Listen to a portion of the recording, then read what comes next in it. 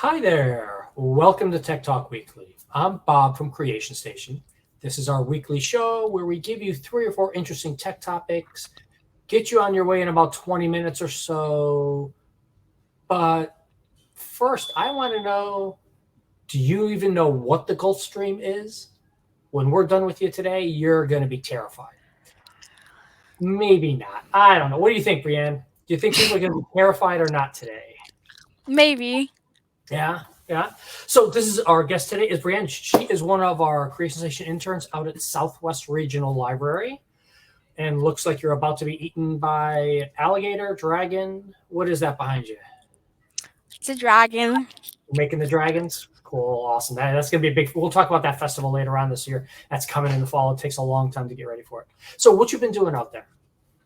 At the library? Yeah. We've been filming videos for the Banned Books Week. Okay. Cool. And you guys are all producing those yourselves and doing all the work from scratch. Yeah. Nice.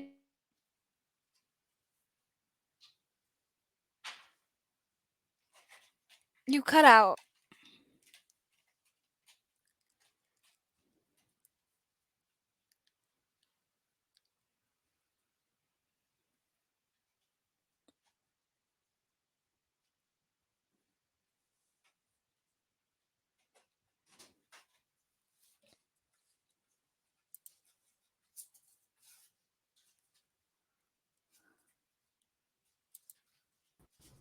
There we go, Brianne. Now we're back. Did you hear me as I Oh, was mumbling through that?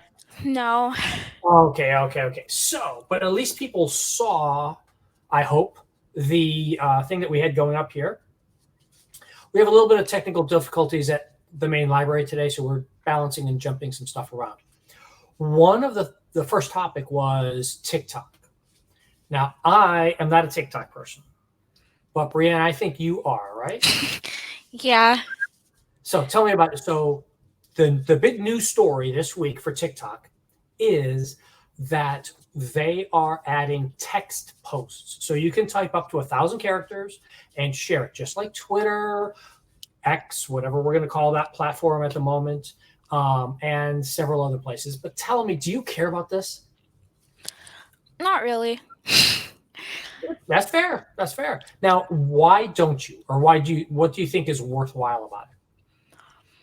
Um, I just feel like the point of TikTok is the videos, not so much like the text. Cause like TikTok has tried to like add things to it to make it more like other social media platforms, but Mhm. at the end of the day, people just still watch the videos. That's just the videos, like Are nothing you else buying really. stuff on TikTok? No, but like, I know there's a TikTok shop. Yeah. I wonder if that kind of stuff is interesting. That doesn't interest you either. You just want the video stream. Yeah, I just want the videos. But like if I see like a small business and they're like selling something interesting, like jewelry or something, I'd like look through the shop, but I don't think I would buy anything. I don't know if I can trust it. And there you go. That's exactly the problem. It's not that whether you trust the platform itself. It doesn't matter who makes the platform and the other issues. It's the who is selling it to you. How are you going to get the stuff? Where is this stuff being shipped from? There's already enough millions of problems out there for that. So Yeah. yeah, I get where you're coming from on that one. Yeah, I'm not a TikTok person. I mean, I see them on my Instagram feed, on my reels in Instagram where people copy their TikToks over. But yeah, I'm not so certain I need another text-based thing. I've got Blue Sky, I've got Threads, I've got Mastodon. I don't have a Mastodon account, but I could use Mastodon that way if I wanted. I guess this is more of a thing of like added on. Now this just happened, so none of your friends are using this, right? No, like last time I was on TikTok, I didn't see any Okay. text posts. Yeah, I think this is one of those ones that has to really catch on with one of those influencer peoples. Yeah. Someone with 1 million followers starts putting out 4 different text posts, and now everybody jumps on. Yeah. Like maybe I'll catch on, but I don't think so. Cuz like TikTok tries to copy like other social platforms like Mhm. Be Real, but like no one really cares. That's excellent. Yeah, I'm kind of interested in Be Real, but I don't know. I Yeah. It's not my demographic. Like, be real, it was trending a lot at the beginning of the school year. Like, I have it, and Yeah. then it just died like a few months ago. Like, no one really uses it anymore, at least at my school. And that's the thing. You have to stay on trend. You have to stay on these things. So yeah, that is. Now, jumping to a totally randomly different topic for you, Bree. Why do clouds stay up there? Have you ever thought about this one? Yeah. So, were you interested? Did you think that this was a kind of fun story out there for this? So, you fill us in. Tell us why do you, after reading this, what do you know more about clouds and why they're up there doing this? I know, like, now I know, like, they're composed of droplets. Okay, that's good. That's a good start. Yeah. Yeah. So, the gist of this article here, and as always, all of our articles, all the notes are in the show notes for you, so you can go follow up and read these yourselves. But in general, how this works. So clouds are made up of small, little mini droplets of water, ice, stuff like that. That is what is held up there. That's what creates that big fluffy nature of it. Then you'd think, hey, wait, there's weight, so it's going to fall down, which is exactly what rain and snow are. Rain and snow is it falling down. So right there, it makes sense. But then why would it actually stay? And the general reason here is that it is actually falling, and it's falling and falling, but it's going really slow. And as the wind and air pressure, heat and cold, that hot air rises, it lifts up those small water droplets. They get up higher, they condense, they start to fall down, they become rain or thunderstorms in the every afternoon here in South Florida. And so that is why clouds stay up. I know as people are like, Bob, we know about clouds, and how is this possibly interesting to us? Well, here's the thing. Our next story is all about the Gulf Stream. Are you scared now, Brianne, about this one?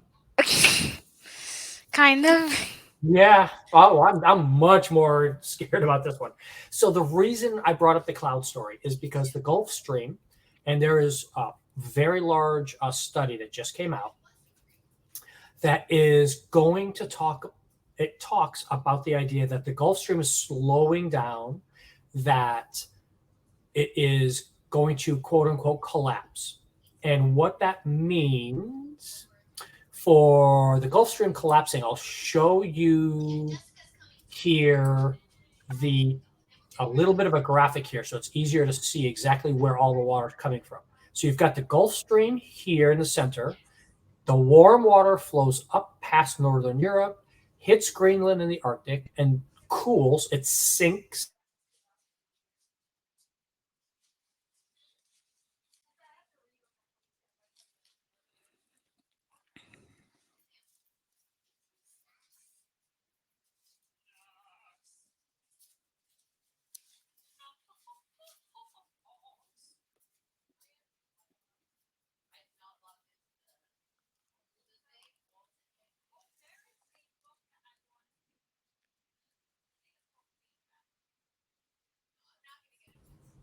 There we go. We are back again. Okay.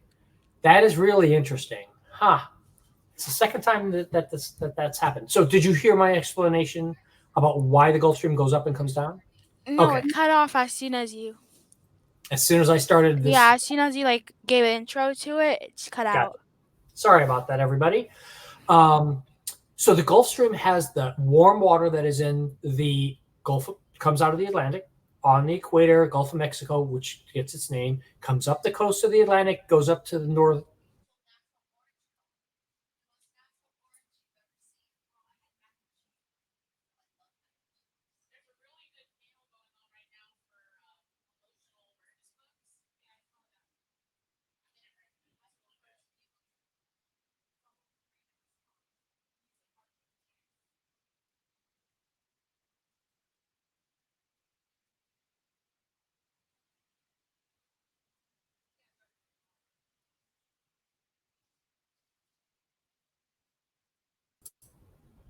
And I'm back again.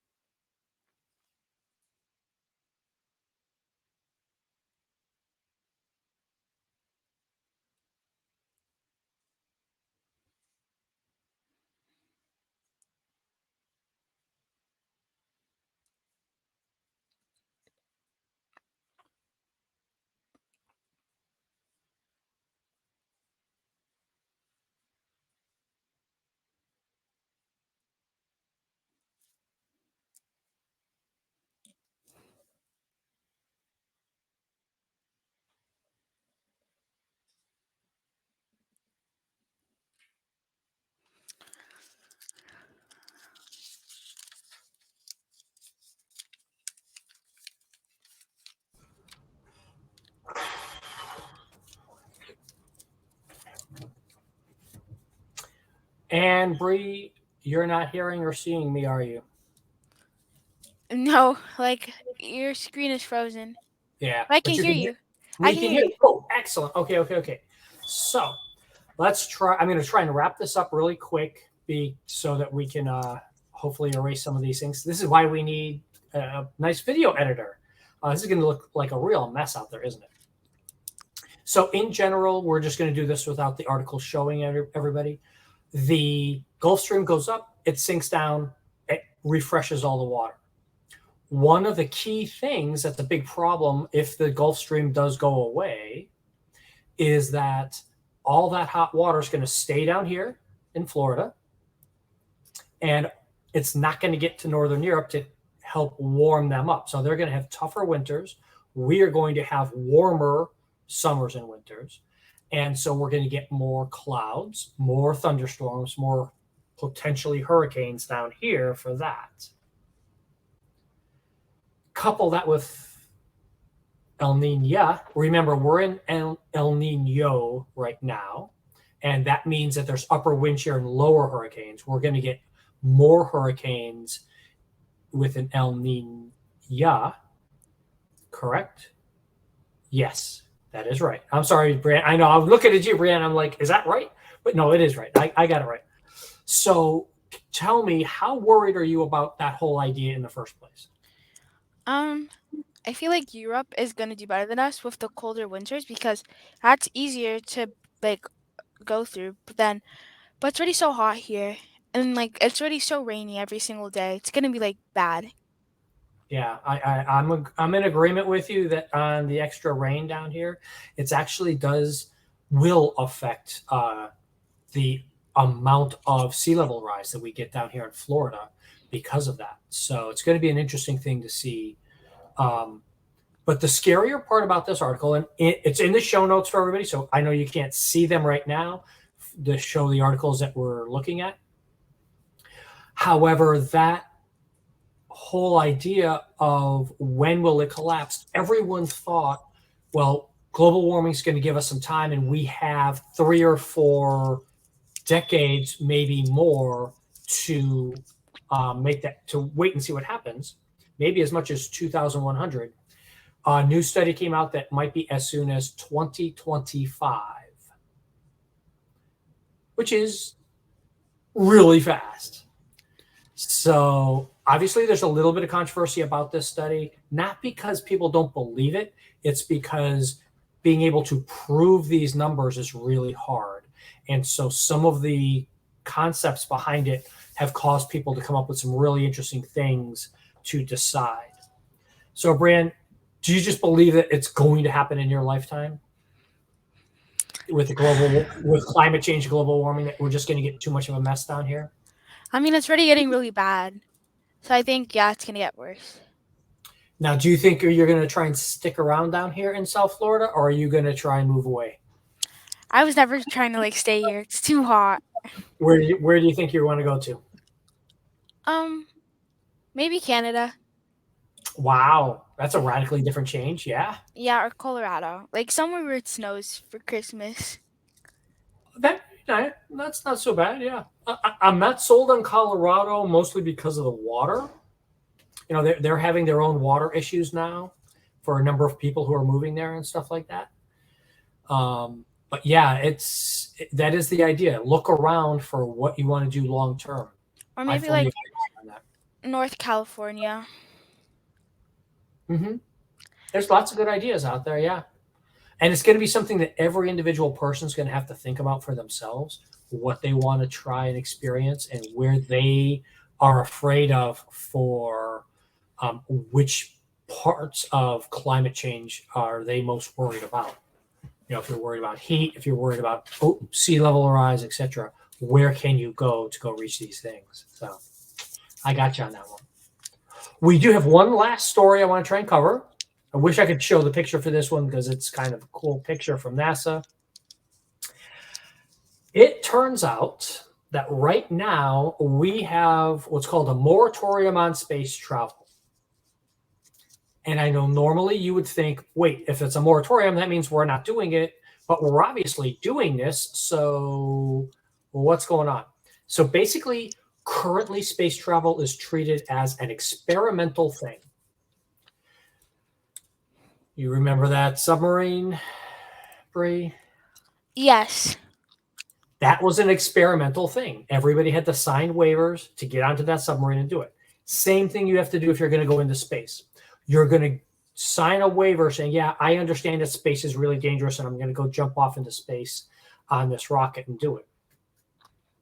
The problem is the moratorium ends at the end of this year.